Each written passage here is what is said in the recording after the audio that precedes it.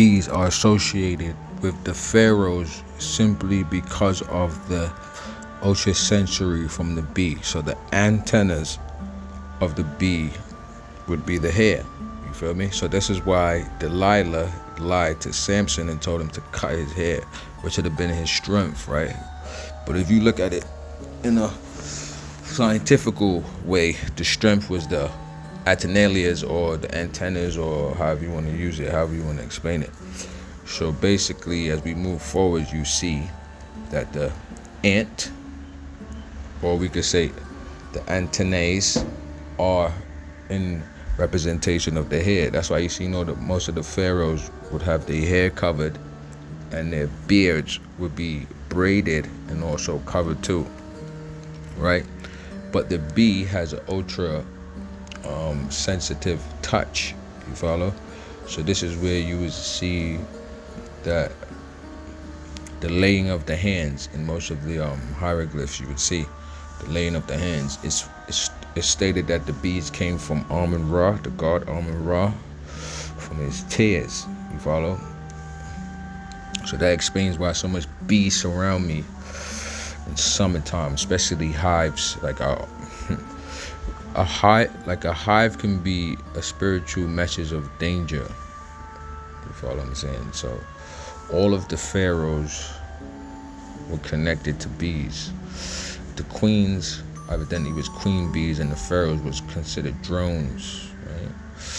So in the third eye of the particular practitioner, or whoever it is at the time, they would have 3 dots. These 3 dots, like I said, it represents the Orion constellation, but it also represents the bee sensory. So you also have to look at the scarab beetle. So the scarab beetle was in reputation for good luck. So let's say if scarab beetles follow you around, it's letting you know that you have spiritual guides that's with you, etc. But the scarab beetle is very important when it comes to the brain, the mechanism of the brain, right? So levitation, say for instance there's a beetle inside the head, or the bee or whatever, can levitate, right? Also the Atenalias picks up and receives electricity, and also picks up and receives sound waves, sorry. So now when we move forward, we look at Cleopatra figured all of this out, right? But she went and gave it to the Greeks and the Romans, right? So when she did that, she forfeited her title as a queen bee, you follow? So she's no longer a queen, you understand? She's a traitor, just like Delilah, Lilith, all of these women, they became traitors, right? Now we look at the reason why they became traitors. It was all because of, not jealousy, I would say, but it was all because of the fact of the king or the pharaoh, right? They was in love with these pharaohs so much that, or whoever they was in love with at the time, if the king went and slept with another woman, that made the woman become emotionally struck, right? To the point where she wanted to go and lay with another and give secrets up. You get what I'm saying? So this is what you see in every major role of gods and goddesses, right? If you look at the Troy movie, that's a perfect example.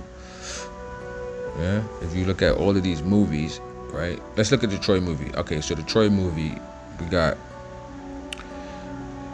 Hector that gets slain by Hercules, right? But if you look at Hercules was a good man that was pushed to frustration to where he lost his rage and he started to kill everything moving, and that was that's called a combustion of rage, right? So it takes a lot for a person to lose their cool and combust into rage. Follow what I'm saying? So as we know, Ra himself has returned, right? You will see a lot of this going on as we speak now. So what happens is the bee chooses the soul, right? And manifests its properties onto the soul, right? So let's not get it confused. The Greeks do know about this. The Greeks do know about this bee situation, and they do portray as bees too, but you have to remember that they don't reproduce, so it's all about the fertility at the end of the day, you know. And all the gods reproduce. If you look at the Isis and Osiris story, to me it looks like Isis was struck about her, you know, her man dying or whatever, but she also took the phallus, you follow, because she didn't want anybody to lay with Osiris, right? But to be continued, I don't want to get you too stuck. I was just trying to explain something about the bees. As you see in the reel, it explains everything about the bees. So the hair is very important for a pharaoh. The hair is very important, and also the hands. So this is why you see a lot of royals today keep their hands covered. True light.